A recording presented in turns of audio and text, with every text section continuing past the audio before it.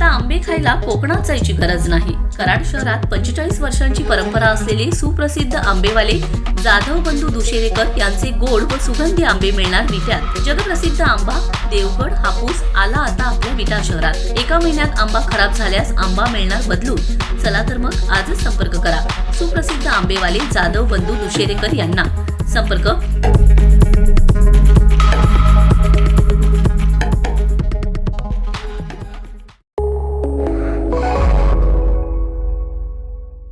नमस्कार, मी अरुण आणि आपण पाहत आहात 7 स्टार न्यूज.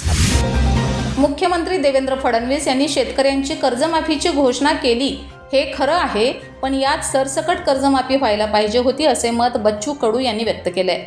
थेट पहा काय म्हणाले बच्चू कडू.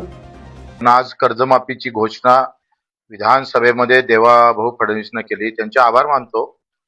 पण त्याचसोबत काही त्रुट्या त्याच्यात राहिलेल्या आहे.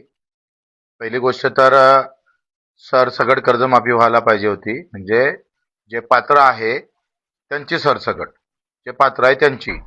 दुसरं, जे रेग्युलर कर्जदार आहे त्यांनी सांगितलं होतं का दुष्काळग्रस्त शेतकऱ्यांची कर्जमाफी आम्ही करू. आता दुष्काळात असणाऱ्या याच वर्षाच्या रनिंग कर्जदारच हा दुष्काळात आहे, त्याची कर्जमाफी व्हायला पाहिजे होती. दुसरे, का जे रेग्युलर कर्जदार आहे त्यांना 50,000 काही होणार नाही. किमान 2 लाखाची कर्जमाफी करत असाल तर 1.5 लाख रुपये रेग्युलर कर्जदारांची सुद्धा प्रोत्साहन निधी आपण दिला पाहिजे.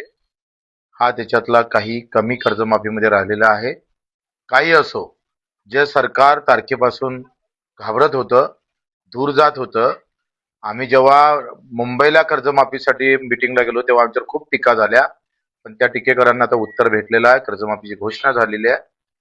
ह्या कर्जमाफीबाबत आता पुढं काय पवित्रा घ्यावा, त्यासाठी मग राजू शेट्टी असेल, नवलेजी असेल, वामनराव चटप असेल किंवा तुपकर असेल किंवा अधिक जे काही शेतकरी संघटनेचे नेते आहे त्यांच्यासोबत आम्ही लगेच 14 किंवा 15ला बैठक घेऊ आणि तिथं निर्णय आम्ही सांगू का नेमकं कशा पद्धतीनं आता सरकारला समोर जायचं.